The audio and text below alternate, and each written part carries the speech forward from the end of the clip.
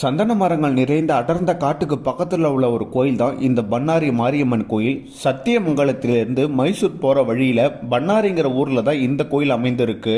300 ஆண்டுகளுக்கு மேல் பழமையான இந்த கோயிலை ஊர் மக்கள் தான் கட்டியிருக்காங்க. இங்க நடக்கிற தீமிதி திருவிழா உலக புகழ் பெற்றது. இந்த கோயிலோட பண்ணாரி அம்மன் சிலை தானாக உருவான ஒரு சுயம்பு சிலைங்கிறது கூடுதல் சிறப்பு. ஒரு தாய்க்கு பிறந்த 2 பெண் குழந்தைகள்ல ஒரு குழந்தை தான் பண்ணாரி அம்மனா உருவானதா இந்த கோயிலோட தல வரலாறு சொல்லுது. தன் தாய்க்காக தன் திசையே மாத்தி தெற்கு புறம் நோக்கி பண்ணாரி அம்மன் உட்கார்ந்துருக்காங்க. நம்ம எங்குமே பார்க்க முடியாத அளவுக்கு இந்த கோயில புற்றுமண்ணை தான் நமக்கு பிரசாதமா தராங்க. அதாவது விபூதி குங்குமத்துக்கு பதில் புற்றுமண் தான் இங்க நமக்கு தருவாங்க.